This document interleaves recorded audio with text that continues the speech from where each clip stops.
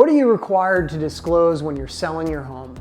I'm Tim Pierce with the Pierce Group at eXp Realty, and I'm gonna help to make this process a little simpler for you, because this can be a source of major stress for sellers when they're getting ready to put their house on the market, they're excited, and then all of a sudden you get all of this paperwork that you've got to complete. One of those is a seller disclosure document. And the seller disclosure document is, most states, require a seller to complete this, and it is designed and it's crucial to adding transparency to a real estate transaction. So what can you expect to find in a seller disclosure?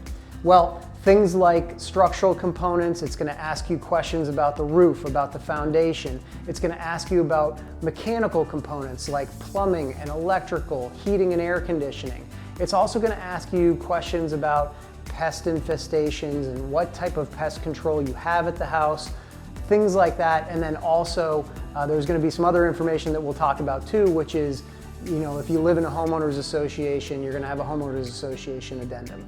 So as you go through this document, it's very important that you complete it fully so that there are no blank spaces. And basically, for the most part, at the very top of each page, it's going to ask you a question. Do you have any knowledge of malfunction or defect in any of the following?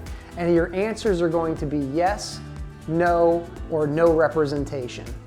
And a no representation answer is perfectly okay, but you have to know that that's going to draw attention to that particular line item. Any buyer that is reviewing a seller disclosure is going to scratch their head and wonder, is that an issue with the house, and is that something we need to look into more detail on?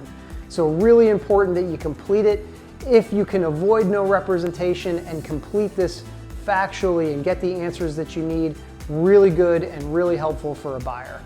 If you live in a homeowners association, what you can expect to find on the homeowners association addendum is basically things like, how much are your homeowners association dues? Are there any current assessments that are pending in the community? They're going to want to know who the HOA contact is in case they want to reach out and have questions. This document is very, very important before you list the house, taking a little bit of time with it, making sure that you complete it accurately and fully. Remember that in all cases, honesty is key. When in doubt, disclose. That is going to be incredibly helpful in creating a smooth transaction with your buyer. If you have any questions about filling out a seller disclosure, about selling your home, or anything else real estate related, we're always here to help at the Pierce Group. So thanks for checking out our video. Hope you have a great day.